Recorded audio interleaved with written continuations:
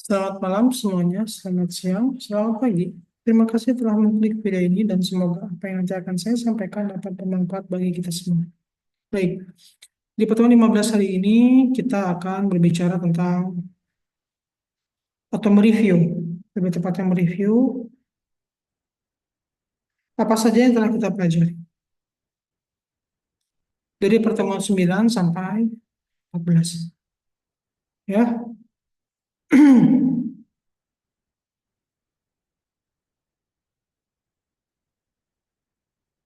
Memahami kembali apa yang kita pelajari tentang digital public relations itu sangat penting untuk melihat seberapa mengerti kita tentang apa yang disampaikan di modul, di materi, dan lain sebagainya.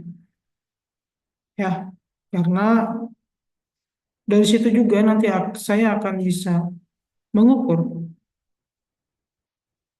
apakah kalian mampu untuk lulus atau tidak. Karena di pertemuan ke-15 ini akan menjadi penentu seberapa paham kalian tentang digital public relations. Oke, pertemuan 9 kita pernah mempelajari tentang strategi konten, viral atau social listening. Ya, di social listening ini kita mempelajari tentang perusahaan dalam mengidentifikasi tren sebelum mereka menjadi viral, kemudian memberikan perusahaan keunggulan dalam merespons apa? Merespons publiknya, audiensnya, media yang bekerja sama dengan dia, stakeholdernya, shareholdersnya, kemudian berkolaborasi dengan audiens yang relevan. Ya, kemudian kita juga mempelajari menciptakan konten yang viral dengan memahami percakapan audiens target publik kita. Memahami audiens adalah kunci bagaimana kita menyesuaikan pesan atau konten yang kita buat dengan pemahaman, pengetahuan, dan apa yang dipahami oleh audiens kita. Dengan kita menyampaikan pesan sesuai dengan pemahaman mereka, mereka akan lebih memahami dan memaknai sama seperti apa yang kita inginkan. Ya, perusahaan dapat menciptakan konten yang relevan dengan tren yang sedang berlangsung, meningkatkan peluang untuk menjadi viral. Ya, kemudian kita juga belajar tentang identifikasi influencer, bagaimana kita mengidentifikasi influencer yang tepat untuk berkolaborasi, memperluas jangkauan audiens dan meningkatkan peluang untuk viral. Viral di sini merupakan viral yang positif yang menciptakan reputasi yang baik bagi perusahaan. Ya, kemudian bagaimana kita mengolah isu reputasi melalui pemantauan percakapan di media sosial, perusahaan dapat mengidentifikasi isu yang dapat mempengaruhi reputasi dan responnya secara cepat dan efektif. Kemudian kita juga mempelajari meningkatkan pemahaman audiens dalam social listening. Kita membantu perusahaan memahami audiens dengan lebih baik, mengarahkan pada pengembangan produk dan layanan yang lebih sesuai dengan keinginan pelanggan atau audiens atau publik kita. Ya, kemudian kita melakukan evaluasi kampanye, kemudian kita belajar tentang brand watch, hot suite, analisis sentimen, analisis tren, serta pemahaman individu adalah kunci untuk menciptakan social listening yang baik. Ya, kemudian kita belajar tentang distribusi konten melalui platform sosial. Ya, ada Facebook, Instagram, Twitter, LinkedIn. Ya, untuk menciptakan atau membantu sebagai tools kita atau media kita dalam strategi pemasaran online. Ya, kemudian kita menggunakan masukan Instagram membuka perusahaan untuk menciptakan iklan tersegmentasi berdasarkan demografi, minat, meningkatkan efektivitas kampanye, masalah dan membangun hubungan erat dengan pelanggan. Ya, kemudian kita juga di pertemuan berikutnya, pertemuan 10, kita mempelajari tentang PR, etika online, dan kampanye crowdfunding. Ya, dalam dunia public relations dengan teknologi yang digital sekarang, kita semuanya ada etika online. Di mana kebebasan teknologi itu bukan berarti kita harus bebas-bebasnya, tetap kita harus mementingkan reputasi yang baik untuk perusahaan. Jadi segala macam yang kita buat, maupun itu strategi komunikasinya, kampanyenya, crowdfundingnya, public relations, dan lain sebagainya itu dibuat untuk menjangkau audiens menciptakan reputasi yang baik, yang positif, dan digunakan untuk mengelola krisis serta melakukan evaluasi terhadap apa yang kita lakukan. Ya, kemudian public relation memanfaatkan media sosial, siaran pers, dan hubungan media untuk meningkatkan visibilitas kampanye yang dilakukan dan menarik perhatian jurnalis dan blogger. Ya, kemudian pertemuan 11 kita mempelajari tentang pemasaran berbasis data dan periklanan online public relations. Ya, integrasi public relation dalam strategi pemasaran berbasis data kunci untuk membangun citra merek yang kuat dan mengoptimalkan upaya pemasaran. Public relations membantu mengumpulkan data yang relevan, termasuk tren, industri, dan perilaku konsumen. Ya, hubungan yang kuat dengan media adalah aspek penting dalam strategi pemasaran berbasis data, dan public relations dapat membantu memfasilitasi kerjasama dengan media tersebut. Ya, kemudian kita juga mempelajari tentang peran public relations dalam mengelola krisis dengan cepat dan efektif dalam era digital yang terkoneksi dengan baik dengan publiknya. Ya, kemudian kita juga membangun kepercayaan, kredibilitas melalui manajemen hubungan dengan publik dan media. Ingat, publik itu bukan hanya audiens saja, media pun termasuk publik dari public relations, stakeholdernya pun termasuk publik dari public relations.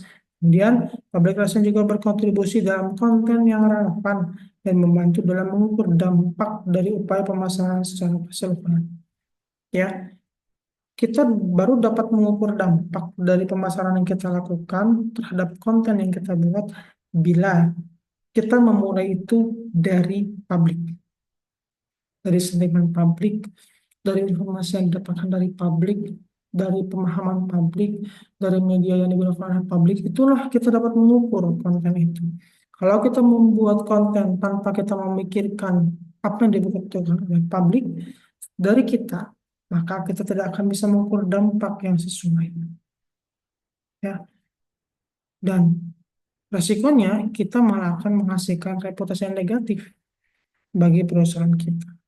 Tapi kalau kita bisa mengukur dampak itu dengan baik, mulai dari bagaimana apa yang dibutuhkan oleh audiens atau dari publik kita, semua data dan informasinya, itu dapat diukur dampak. Ya, bahkan dapat mengukur dampak pemasaran secara keseluruhan. Yang kemudian kita juga mempelajari tentang pemanfaatan video dalam mobile public relations. Ya, video dalam strategi public relations mobile, perkembangan teknologi mobile telah membuat video menjadi alat utama dalam komunikasi merek di era perangkat mobile. Pengoptimalan konten untuk layar kecil, pemilihan format video yang sesuai dengan perangkat mobile, serta video vertikal meningkatkan keterlibatan dan retensi audiens. Memahami audiens mobile, strategi video public relations harus mempertimbangkan preferensi dan perilaku pengguna perangkat mobile untuk menciptakan konten yang efektif. Ya, dalam menciptakan konten video, public relations harus memikirkan bagaimana video yang dibuat itu sesuai dengan keinginan atau apa yang dibutuhkan oleh audiensnya. Ya, dari mulai preferensinya, perilaku pengguna perangkatnya. Artinya kita harus mendapatkan data dan analisis data. Bagaimana perilaku audiens kita? Baru dari situ kita dapat melihat dan menggunakan serta mengukur dan menciptakan strategi lebih tepatnya yang sesuai dengan apa yang dibutuhkan oleh mereka dan agar pesannya tersampaikan dengan baik dengan media yang mereka gunakan. Ya, video harus sesuaikan dengan channelnya, jangan dibalik. Ya, ingat ya, video harus kita sesuaikan dengan channelnya, dengan publiknya. Jadi kita tidak bisa membuat video konten tanpa kita memikirkan kebutuhan publik. Kemudian materi ke-13 kita belajar tentang strategi pemasaran konten dan eksperimen dan inovasi dalam public relations. Artificial intelligence merupakan salah satu inovasi yang kita bisa gunakan sebagai tools kita dalam bekerja. Tapi bukan berarti itu menggantikan kinerja public relations secara utuh. Karena artificial intelligence tidak bisa melihat perasaan yang dibutuhkan oleh publik kita atau audiens kita. Ya, kemudian strategi pemasaran konten juga dimulai dari meneliti apa yang dibutuhkan oleh audiens, media, stakeholder, dan publik kita.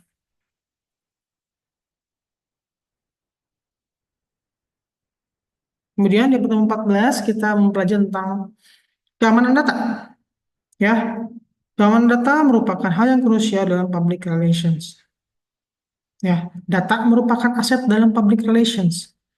Keamanan data menjadi fondasi kepercayaan antara public relations, klien, dan publiknya. Ya, jadi public relations harus mengunci rapat-rapat atau bisa menjaga data yang krusial, terutama data tentang audiens. Data itu hanya bisa dipakai oleh kita, public relations, untuk menciptakan strategi, tapi bukan berarti kita bisa share data itu secara brutal, ya, secara serampangan, secara tidak memikirkan kepentingan audiens. Karena banyak audiens pun terbuka pada public relations dengan harapan keterbukaan dia itu kita jaga, gitu. Jadi jangan sampai kita serampangan dalam menjaga data dari audiens kita. Karena itu akan berhubungan dengan kepercayaan dan loyalitas audiens atau publik terhadap kinerja dari public relations. Ya, terima kasih telah mengklik video ini. Semoga apa yang saya sampaikan dapat bermanfaat. Kurang lebihnya saya mohon maaf. Semua yang saya sampaikan di sini adalah untuk contoh perkuliahan. Mohon maaf bila ada kesalahan. Assalamualaikum warahmatullahi wabarakatuh.